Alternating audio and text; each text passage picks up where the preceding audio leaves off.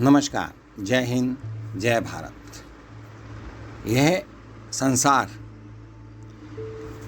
सुखों से भी भरा हुआ है और दुखों से भी भरा हुआ है, परंतु यह निश्चित करने के लिए कि हमें सुख मिलेगा या दुख मिलेगा, यह हमारे कर्मों पर निर्भर करता है। इसके साथ साथ हमारी किस्मत, हमारा भाग्य क्या है, हमारे भाग्य में क्या लिखा है और हमारा जीवन, आगे आने वाला जीवन कैसा रहेगा, हम तरक्की, प्रगति, विकास करेंगे या नहीं करेंगे,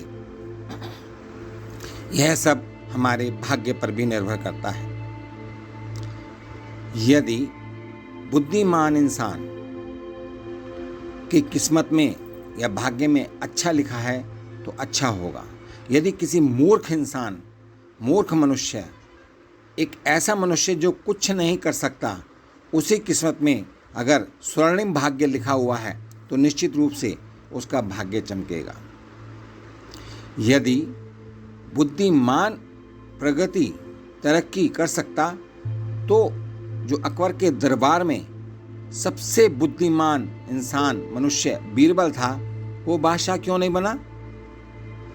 तो यह सब भाग्य पर भी लिखा होता है और हम अपने भाग्य को तय करने के लिए विभिन्न प्रकार के अनुष्ठान करते हैं, विभिन्न प्रकार के पूजा पाठ करते हैं और अपने मन की शांति के लिए जितना हो सके उस प्रकार से हम अपना मेडिटेशन या ध्यान या योग करते हैं। इसके अंतर्गत जो हमारे सप्ताह में दिन आते हैं, सोमवार, मंगलवार, बुधवार, बृहस्पतिवार, शुक्रवार, शनिवार, रविवार, इन सभी दिनों का अलग अलग तरीके से, अलग अलग प्रकार से अपना महत्व है।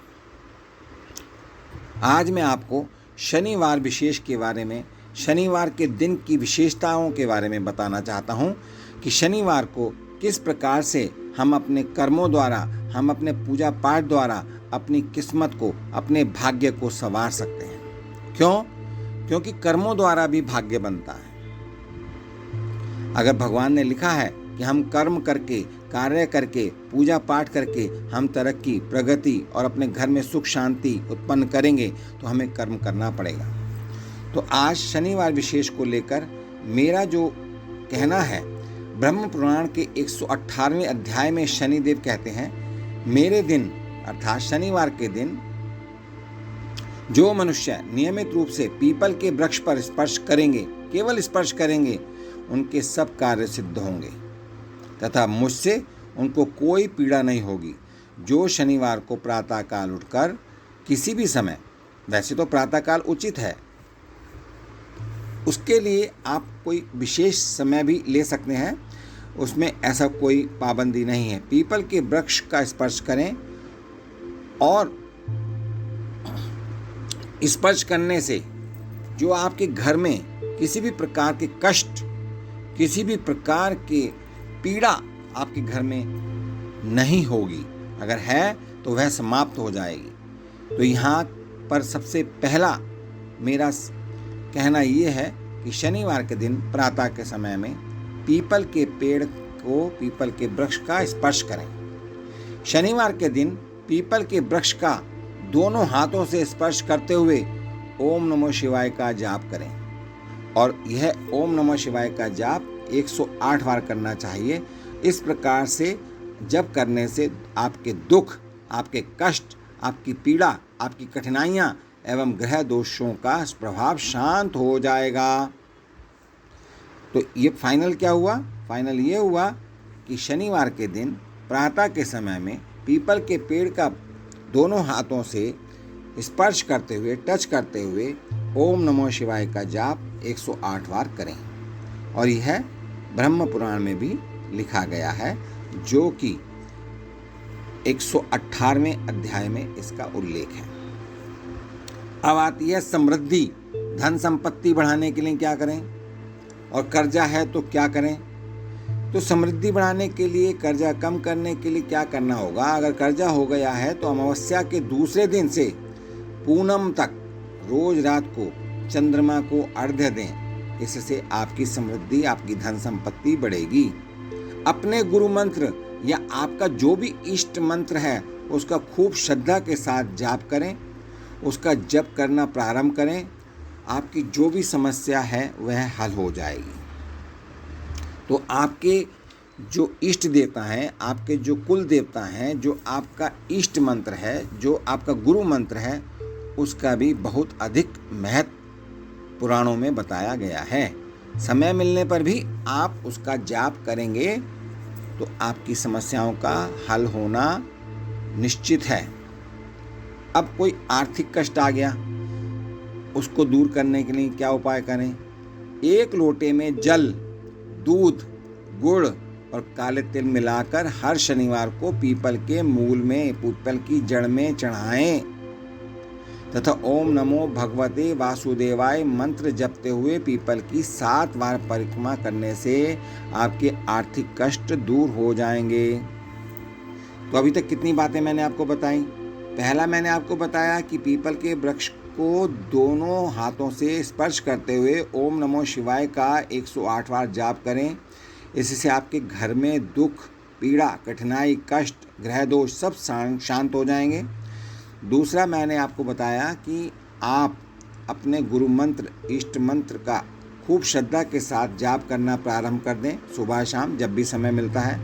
इससे आपकी जो भी इस प्रकार की समस्याएं हैं जो कि धन संपत्ति से संबंधित हैं या कर्जे से संबंधित हैं, वह दूर हो जाएंगी।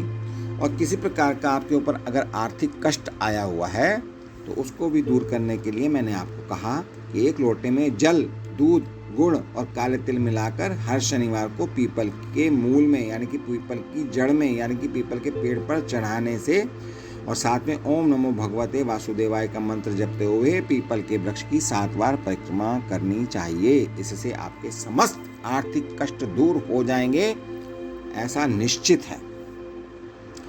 अब क्या होता है, किसी किसी घर में कुछ अकाल मृत्यु होना प्रारंभ हो जाता है, यानी कि अभी समय नहीं आया है और घर परिवार, उस कुटुंब में मृत्यु हो रही है और कुछ मौत का भय बना रहता है।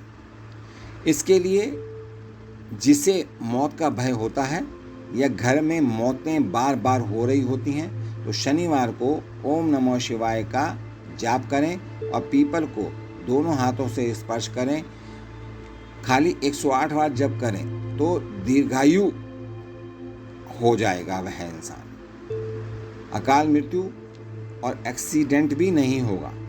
ऐसा केवल 10 शनिवार या 25 शनिवार करें, नहीं तो कम से कम 7 शनिवार को करने से भी आपके परिवार पर, आपके कुटुंब पर, आपके ऊपर आई हुई है विपदा अपने आप दूर हो जाएगी। कुछ अमावस्या के बारे में अभी मैं बताना चाहूँगा। स्कंद पुराण के प्रभास खंड के अनुसार अमावस्याम नरो यस्तु परान्नामुपभुञ्जते तस्य मास्कृतं पुण्कं मन्नदातुः प्रजायते। अर्थात जो व्यक्ति अमावस्या को दूसरे का अन्न खाता है उसका महीने भर का पुण्य उस अन्न के स्वामी या दाता को मिल जाता है। क्या समझे?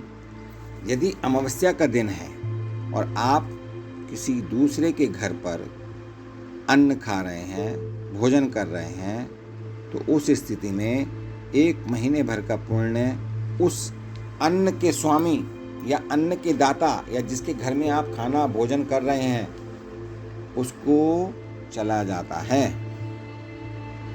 अब मैं किसानों के बारे में भी बात करूंगा। खेती के काम में भी सावधान रहें। खेती के काम में सावधान कैसे रहें? जमीन है अपनी, खेती का काम करते हैं तो अमावस्या के दिन खेती का काम ना करें, ना मजदूर से करवाएं, जप करें। भगवान गीता का 7वां अध्याय अमावस्या को पढ़ें और उस पाठ का पुण्य अपने पितरों को अर्पित करें। सूर्य को अर्घ्य दें और प्रार्थना करें कि आज जो मैंने पाठ किया है अमावस्या के दिन उसका पुण्य मेरे घर में जो गुजर गए हैं उनको उसका पुण्य मिल जाए, तो उनका आशीर्वाद हमें मिलेगा और घर में सुख, शांति, संपत्ति, स्वास्थ्य बढ़ेगा, ऐसा पुराणों में कहा गया है। तो आज का विषय मैं यहाँ पर समाप्त करता हूँ। आज मैंने आपको शनिवार विशेष दिन के संबंध में तथा अमावस्या में और किसानों के लिए जो बातें बताई हैं, उनका पालन करने पर निश्चित रूप से आपके कष्ट दूर होंगे और आपको आपके इच्छा के अनुसार परिणाम मिलेगा। इन्हीं शब्दों के साथ मैं आप सभी परिवारजनों का, सभी किसानों का हार्दिक धन्यवाद देता हूँ। नमस्कार। जय हिंद, जय भारत।